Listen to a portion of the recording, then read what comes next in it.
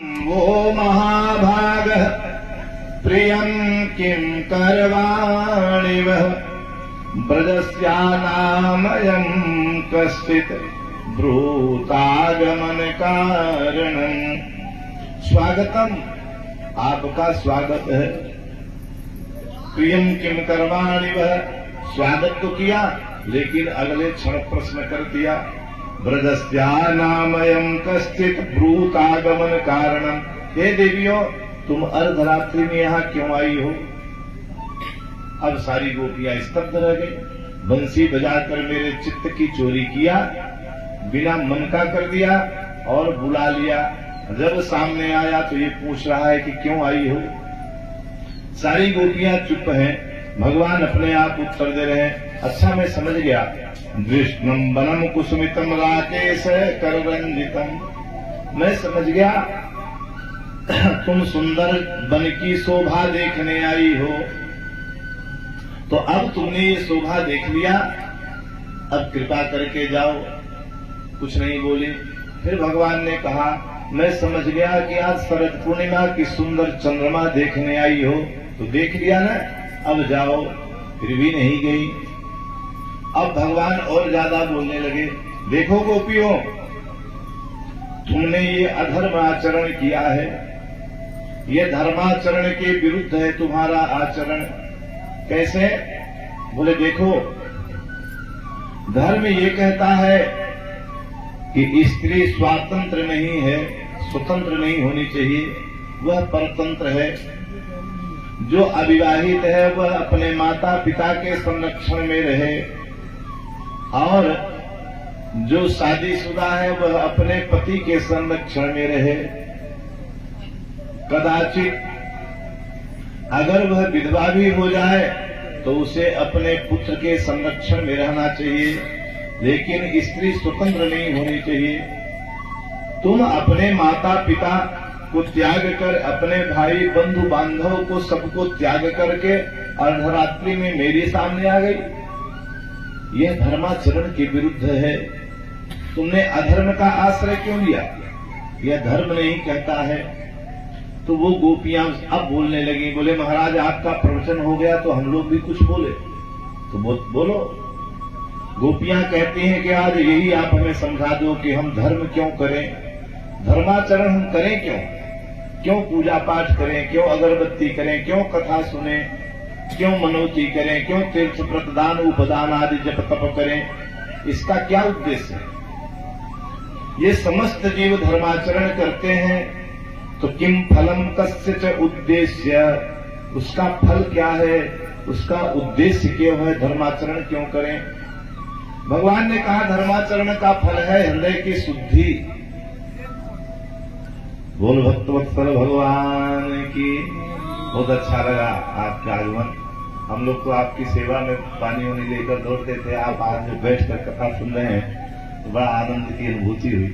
चलिए फिर बोल भक्तवत्सल भगवान की। तो ठाकुर जी की कृपा बनी रहे। तो इस तरह से जो है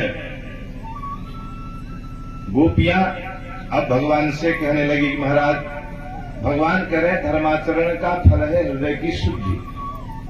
पुनः गोपियों ने कहा कि हृदय की शुद्धि का फल क्या है? तो भगवान ने कहा हृदय की शुद्धि का फल है भगवत प्राप्ति। इस बात को समझ लीजिएगा। भगवान की भक्ति का एक ही फल है हृदय की शुद्धि, चित्त का शुद्ध हो जाना। और जब चित्त शुद्ध होगा तो बुद्धि सात्विक होगी, अब बुद्धि सात्विक होगी तो मन निर्मल होगा, और जब मन निर्मल होगा तभी भगवान मिलेंगे।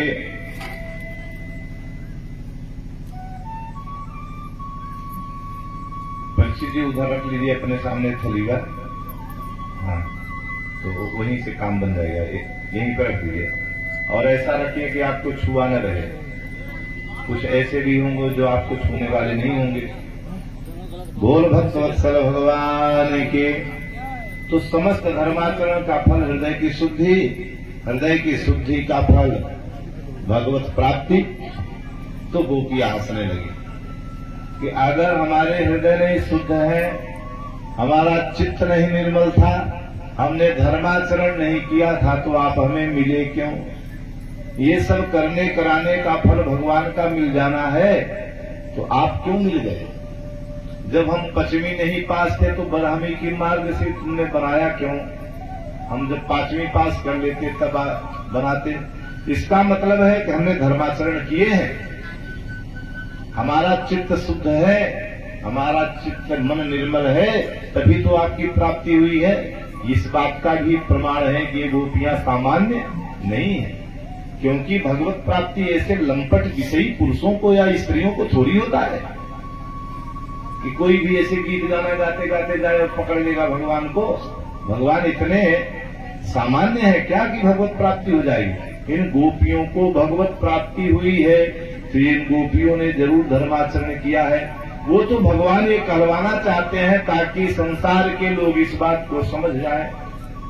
इन गोपियों ने कहा, महाराज बिना धर्माचरण किए हृदय शुद्ध नहीं होता, और बिना चित्त के शुद्धि के परमात्मा की प्राप्ति नहीं होती, तो आप कैसे मिल गए हमें?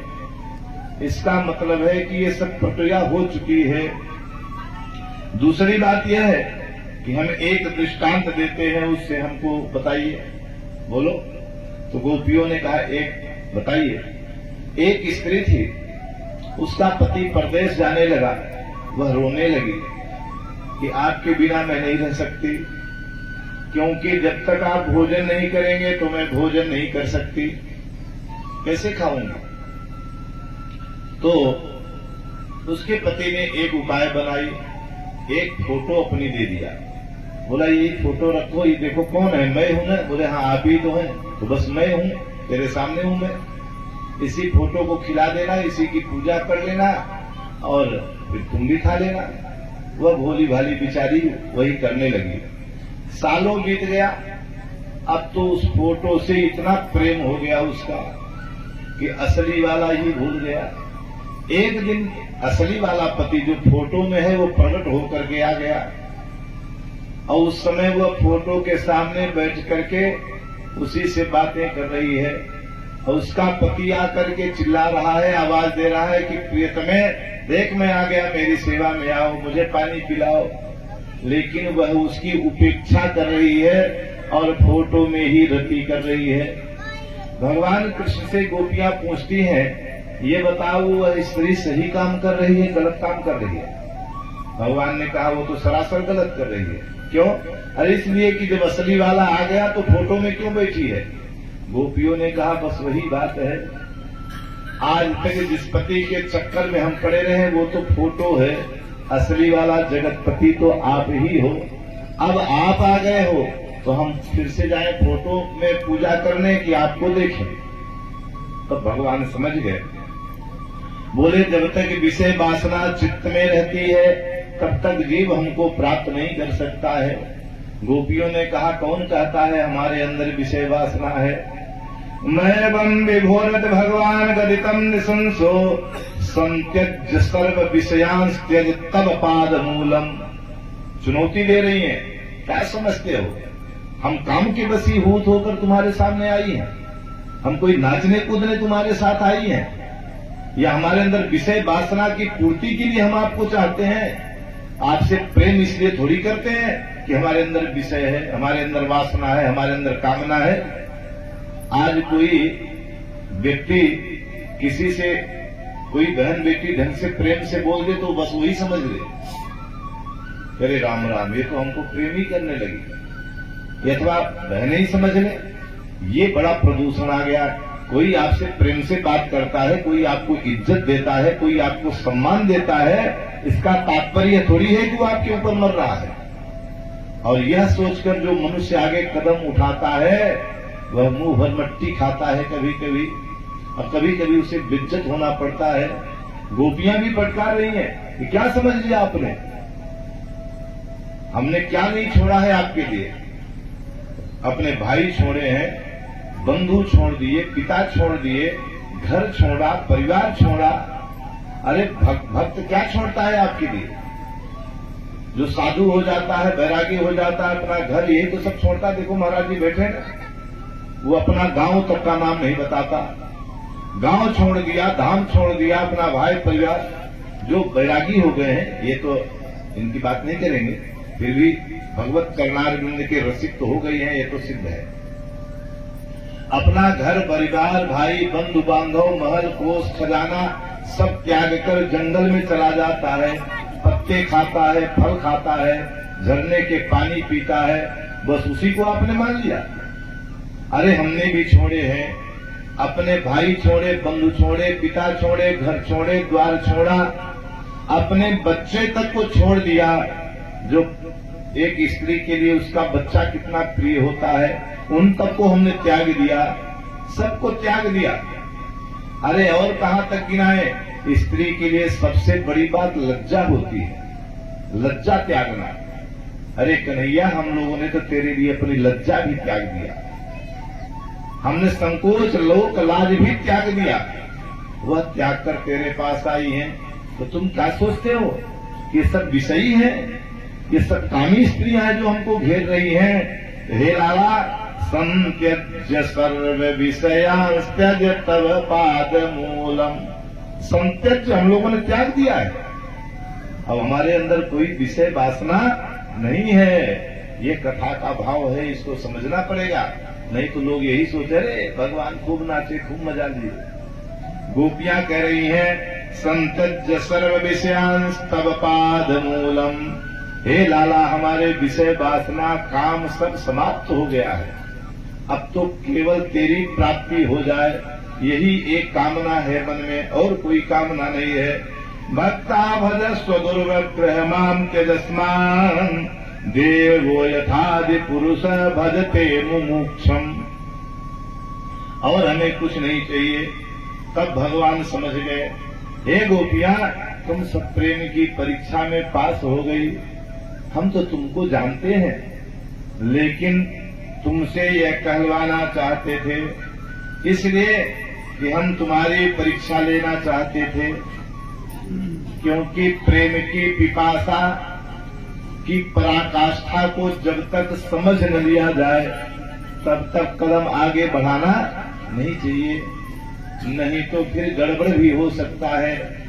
आज प्रेम के प्यास में दौड़ पड़े, कल पता चला FIR हो गया, तो भगवान ने कहा तुम्हारे प्रेम की पिपासा की पराकाष्ठा को खूब तौल लिया है, समझ लिया है। तुम सचमुच में निष्काम भाव से और वासना रहित होकर के तुम सब मुझसे प्रेम करती हो। प्रेम वही पुष्ट है जिसमें कोई कामना न हो, कुछ इच्छा हो अगर, तो वह प्रेम सिद्ध नहीं होता। देने की इच्छा हो, लेने की इच्छा प्रेम में नहीं होती। प्रेमी अपने प्रियतम को सर्वस्व देने के लिए तैयार रहे। अगर कहीं प्रेमी अपने प्रियतम से लेने की कुछ भाव रखता है, तो वह प्रेम नहीं, वह तो व्यापार है, वह ज्यादा दिन चलता नहीं है। तो हे गोपियों, हम तुम्हारे प्रेम को परख लिए, तुमने मेरे लिए सब कुछ त्याग दिया है, इसलिए हम तुम्हारा त्याग नहीं करेंगे। तो सारी गोपियां तैयार हो गई। अब सबके साथ ठाकुर जी तैयार हो गए रास करने के लिए। योग माया का आश्रय लिया, महारास प्रारंभ हो गया। जितनी गोपी उतने कृष्ण, हर गोपी के साथ कृष्ण है। हर गोपी को ये लग रहा है कि राधा को छोड़कर आज भगवान मेरे ही साथ नाच रहे हैं, और दिव्य महारास होने लगा। गोकुल में देखियो, वृंदावन में देखियो, बंसी बाजी रे, श्याम संग राधा नाची रे। गोकुल में देखियो, वृंदावन में देखियो, बंसी बाजी रे, श्याम संग राधा नाची रे। श्याम संग राधा नाची रे, श्याम संग राधा नाची रे। गोकुल में देखो, वृंदावन में देखो, बंसी बाजी रे, श्याम संग राधा नाची रे। तो सारी गोपियां भगवान के साथ दिव्य नाचने लगी। कैसे कैसे? राधा नाचे, कृष्णा नाचे, नाचे गोपी जन, मन मेरो बन गयो सखी रे पावन वृंदावन। रास रच्यो है, रास रच्यो है, जमुना किनारे श्याम रास रच्यो है। सूरज नाचे, चंदा नाचे, नाचे तारागण। सूरज नाचे, चंदा नाचे, नाचे तारागण, मन मेरो बन गयो सखी रे पावन वृंदावन।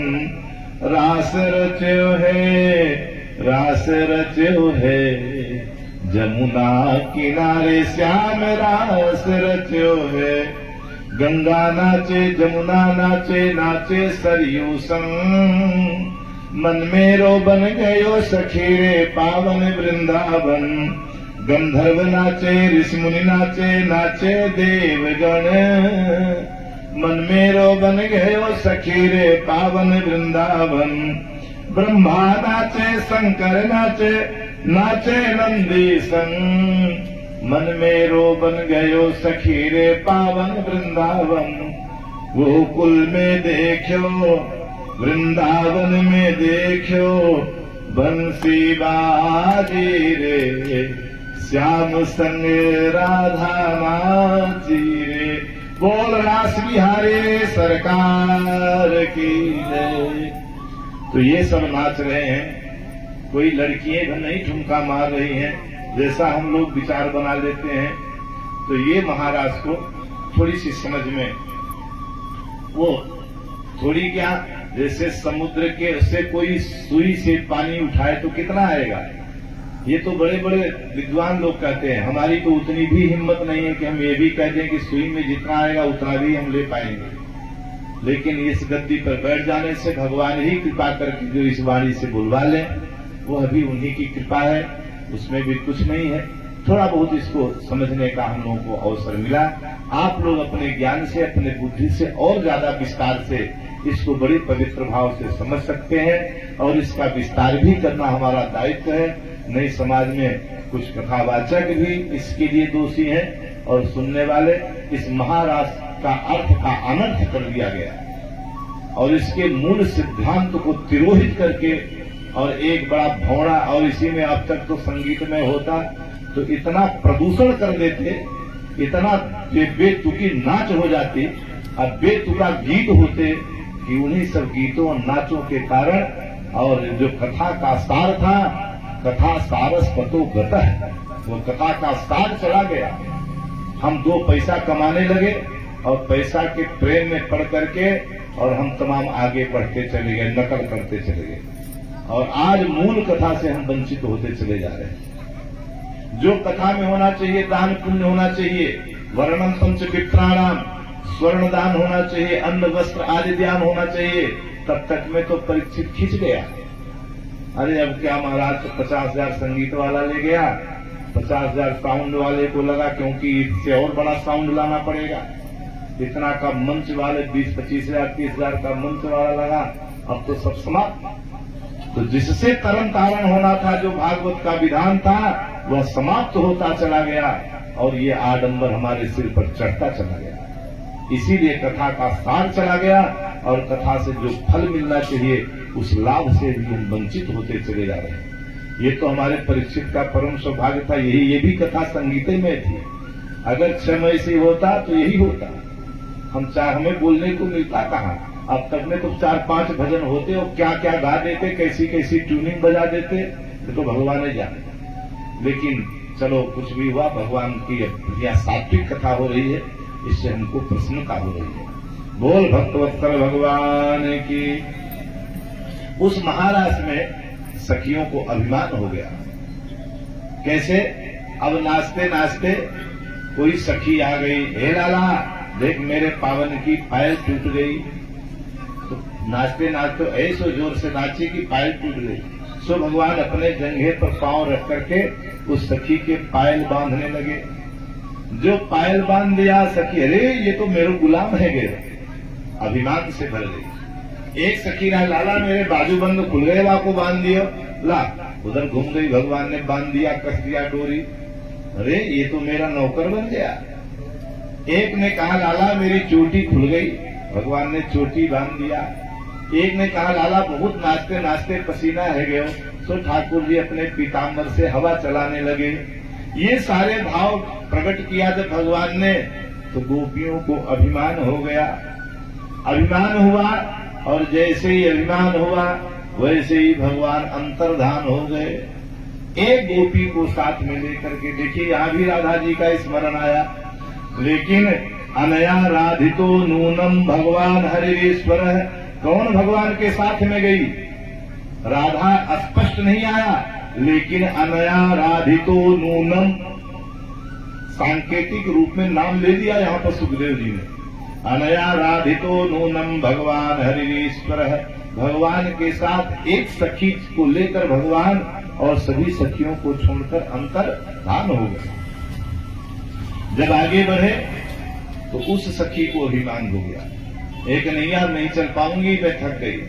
तो भगवान ने कहा अगर चल नहीं पाओगी तो एक काम करो, बोले का सा प्रियमावाहम स्कंधमारूह्यमिति, मेरे स्कंध माने कंधे पर, आरूह्यमिति तुम मेरे कंधे पर बैठ जाओ और मैं तुम्हें लेकर चलूंगा। तो वह सखी तुरंत भगवान के कंधे पर चढ़ने के लिए तैयार हो गई। नाम नहीं लिया इसलिए हम भी नाम नहीं ले रहे हैं, लेकिन वो किशोरी जी ही हैं, वह भी परीक्षा ले रही हैं। तो भगवान ने कहा, उसने कहा न पारे हम चलितम, मैं पार नहीं लगूंगी, अब थक गई हूं। तो भगवान ने कहा स्कंद आरोह्यतामिति, मेरे कंधे पर चढ़ जाओ, मैं लेकर चलूंगा। जो कंधे पर बैठने का प्रयास किया सो भगवान अंतर्धान हो गए, उसे भी छोड़कर चले गए। अब सारी गोपियां जैसे ही भगवान अंतर्धान हुए, जैसे मणियारा सर्प मणि से पृथक हो जाए तो तड़पने लगता है, ऐसे गोपियां छटपटाने लगी। अब ढूंढने लगी, जमुना जी से पूछा तो जमुना जी का पानी हिलने लगा। एक गोपी कहने लगी, ये गोपियों, अरे बहन ये कैसे बताएगी, ये तो भगवान की पटरानी है, और कोई पत्नी अपने पति का पता दूसरे पत्नी को बताएगी क्या कि जाओ वहां सोए हुए मिल के चली आओ, कभी नहीं बताएगी। तो ये कैसे बताएगी? आगे चलो। आगे गए तो तुलसी जी मिली, तुलसी से पूछने नहीं तुमने हमारे श्याम सुंदर को देखा? तुलसी भी हवा चला तो हिलने लगी।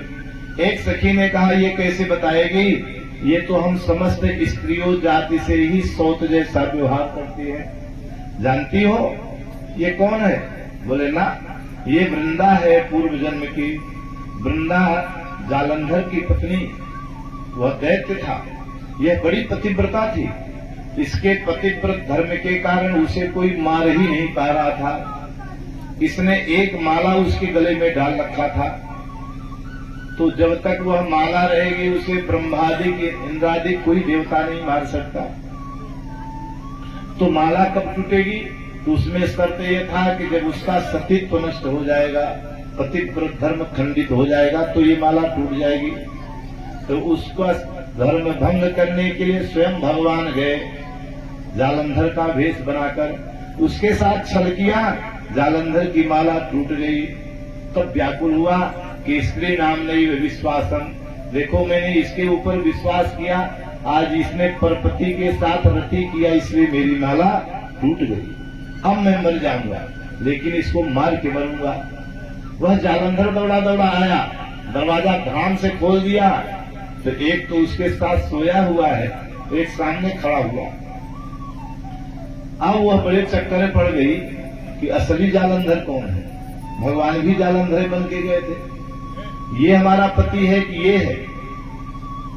तब उसने हाथ में जल ले लिया, श्राप दे दूंगी, जो नकली होगा भस्म हो जाएगा, इसलिए तुरंत प्रकट हो जाओ। तब विष्णु भगवान अपने रूप में प्रकट हो गए और लक्ष्मी ब्रह्मादि सारे देवता आ गए। जब भगवान प्रकट हुए तब वृंदा बहुत रोने लगी। यह शरीर तो आपका ही है, अगर इसका भोग आपने किया तो इसमें कोई बात नहीं है, इसके भोक्ता तो आप ही हैं। और किसी के नहीं, हम सब के शरीर के भोक्ता एकमात्र परमात्मा है। यह शरीर परमात्मा का ही है और उन्हीं के लिए है। यह वृंदा जानती थी। मेरा तो भाग्य बन गया आपके साथ, मुझे आपका अंग संग मिला, मेरी तो अहोभाग्य है, मैं तो धन्य हो गई। कोई आपकी एक आकी बाकी झांकी भी देखने को नहीं पाता। चलो भले छल किया, लेकिन एक रात के लिए मेरे पति की तरह तो आप मेरे साथ रहे, तो मेरा तो परम सौभाग्य है। लेकिन महाराज चिंता की एक बात है। बोले क्या? बोले ये जो हाथ में मैंने श्राप का जल लिया है, ये निष्फल नहीं हो सकता है, ये क्या करूं? तो भगवान ने कहा ये तो मैं भोगूंगा, मेरे ऊपर श्राप दे। तो वह जल छोड़ दिया कि जाओ पत्थर हो जाओ। तो लक्ष्मी जी ने भी श्राप दे दिया उसे कि जाओ तुम लकड़ी हो जाओ। तो ब्रह्मा जी ने निराकरण किया कि दोनों का श्राप लगेगा, आप पत्थर बनोगे, लेकिन कलयुग में शालिग्राम की शिला के रूप में रहोगे, शालिग्राम के रूप में, और ये लकड़ी बनेगी, लेकिन तुलसी की लकड़ी बनेगी। फिर तुलसी से पूछा भगवान ने कि मैंने अपराध तो किया है तुम्हारे साथ, तो तुम मुझे क्या दंड देना चाहोगी और क्या वरदान मांगना चाहोगी? तो जानते तुलसी ने क्या कहा? तुलसी ने कहा कि अगर आप मुझसे कुछ मांगना, मैं आपसे चाहती हूं तो यही चाहती हूं कि आप एक रात्रि के लिए मुझे अपनी पत्नी बनाया, अब कृपा करके मेरा त्याग मत करिए, मुझे वह सुख दीजिए।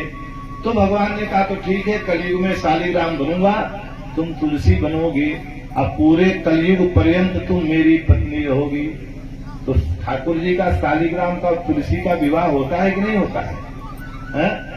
तो उनका विवाह होता है। फिर पूछा और क्या चाहिए? तो तुलसी को ये शंका हो गई कि मैं तो ऐसी हूं, अवड़ी बौड़ी हूं, इनके साथ में रहूंगी, कभी इनकी असली वाली पत्नी आ जाए, लक्ष्मी जी बढ़िया दुनू झुनुक करते हुए सज धज के, तो ये मुझे छोड़ देंगे। तो उसने एक शर्त रख लिया कि देखो मैं आपकी पत्नी तो रहूंगी, लेकिन एक शर्त है। क्या? बोले कलयुग में मैं सदैव आपके साथ रहूंगी और मेरे अतिरिक्त कोई भी स्त्री आपका स्पर्श नहीं कर सकती है, नहीं उसे मेरे क्रोध का कारण भोगना पड़ेगा। अब कोई का काम सीधे सीधे लक्ष्मी जी को नहीं नाम ले सकती थी, खड़ी भी थी वहीं पर, इसलिए सभी स्त्रियों के लिए कह दिया कि कोई स्त्री आपको छू नहीं सकती है। इसलिए कभी कभी बहनें इधर दौड़ के आती हैं तो मैं मना करता हूं उधर ही रहें, सबको मालूम नहीं है कि आकर के वो शालिग्राम का स्पर्श करें, मेरा कुछ नहीं, लेकिन वो अपराध हो जाएगा। तुलसी जी नाराज होती है। शालिग्राम की पूजा पुरुषों को करना चाहिए, आप सबको गोपाल जी की पूजा करना चाहिए। गोपाल जी आप सबके पास खुश रहते हैं और शालिग्राम को स्पर्श स्त्रियां नहीं कर सकती हैं। बोल भक्तवत्सल भगवान की। तो उस गोपी ने कहा ये तुलसी है, जब किसी को पास में फटकने नहीं देती है तो ये गोविंद का पता नहीं बताएगी। आगे गए तो पांवों के चरण चिन्ह मिले, और आगे चिन्ह देखते हुए गए तो वहां वो किशोरी जी गिरी हुई मिली। तो उनको पकड़ करके ले आए। बोले क्या हुआ आपको, क्यों छोड़ कर गए? तो बोले जो गलती तुम लोगों ने किया वही गलती हमने भी किया, और हम सब जो है अभिमान के कारण भगवान से हाथ धो बैठे। सारी गोपियां जमुना जी के किनारे आ गई और एक गीत गाया। यह गीत आप सुनिए, पूरा तो नहीं गाऊंगा, समय कम है, कुछ सुनाएंगे आपको 4-5 इसको। यह गोपी गीत के नाम से प्रसिद्ध है।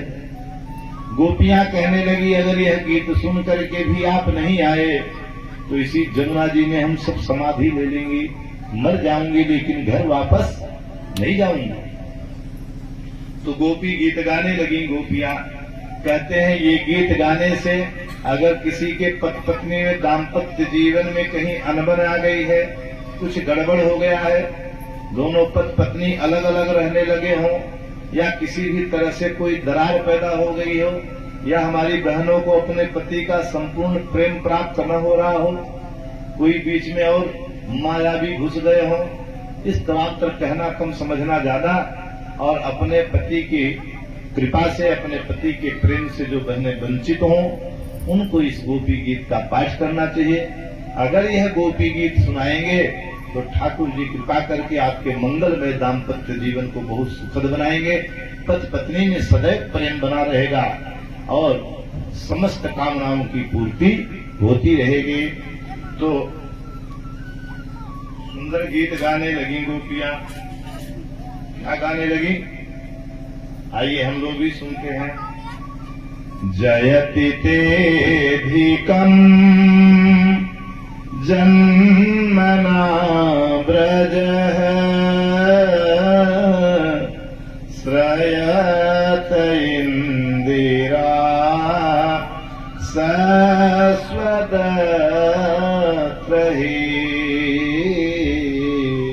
रो रो के गा रही है, इसलिए करुण भाव में है। गोपियां सब रो रो गा रही हैं। दयित दृश्यताम् देक्षुतावका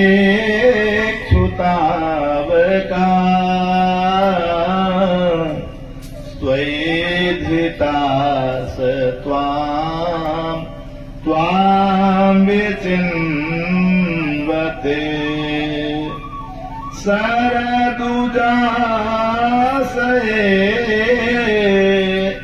साधुजात सत सत सिजोदर श्रेमुसामृषा सूरत नाथ ते असुकदासिका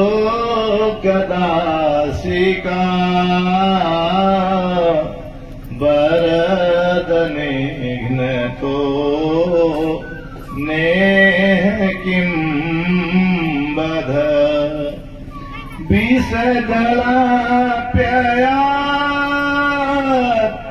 व्याल राक्षसा वर्ष मारुता वैद्युतानला वृषमया पदा विश्वतो भया दृशभुते वयम् रक्षितामुः न खलु गोपिका नन्दनो भवा अखिल देहिनां अंतरात्मदृग। गोपियां रोते हुए कहती हैं, प्रभु हम तो पहले ही मर जाते, आप अपने विरह में क्यों मार रहे हैं? मारना ही था तो हमें बचाया क्या? एक गोपी कहती है, हम तो काली नाग के जहर से ही मर जाते, विष जलाप्ययात्, लेकिन वहां हमारी रक्षा किया। कंस के भेजे हुए बड़े असुर आए, व्याल राक्षसा, वो राक्षस ही हमको मार डालते। वर्ष मारुता, इंद्र ने इतना बड़ा विकट संकट खड़ा किया ब्रजवासियों के ऊपर, सब मर जाते। अग्नि से कौन बचा सकता था? दावाग्नि का पान करके आपने बताया, एक बार नहीं, रक्षिता मोह माने बारंबार। आपने एक बार नहीं अनेकों बार हमारे प्राणों की आपने रक्षा किया। और आज अपने ही विरह में हमारे आप प्राण ले रहे हैं। बोल भक्तवत्सल भगवान की जय। आपने अनेकों बार हमारे जो है रक्षा किया और आज बड़ी दिव्य दिव्य विभूतियां आज भगवान के इस परम मंगलमय कथा में पधार रहे हैं। आप सभी दिव्य विभूतियों को भगवान व्यासपीठ की ओर से ठाकुर जी की खूब कृपा, खूब मंगलमय आशीर्वाद मिले। आप सबका खूब उन्नति हो, खूब उत्कर्ष हो। आध्यात्मिक, नैतिक, बौद्धिक, सामाजिक, राजनीतिक हर क्षेत्र में ठाकुर जी कृपा बनाए रखें। और बस इतना ही ठाकुर जी की ओर से यह मंगलमय आशीर्वाद भगवान की ओर से प्रेरित करने के बाद हम पुनः कथा में चलते हैं। बोल भक्तवत्सल भगवान के। तो इन सब से आपने अनेकों बार हमारी रक्षा किया, इंद्र की वर्षा से बचाया, कंस के जो है राक्षसों से बचाया, अग्नि से आपने बचाया, और वृषमयात्मजा विश्वतो भया, और आज अपने ही विरह में हमें मार रहे हैं। ये बात समझ नहीं आती है। हमें तो ऐसा लगता है कि आप कसाई हैं, ऐसा काम कसाई करता है। कसाई बकरे को रखता है, उसको पालता है, खिलाता है, पिलाता है, पानी, चना, अनाज, घास का इंतजाम करता है, और कोई जंगल का शेर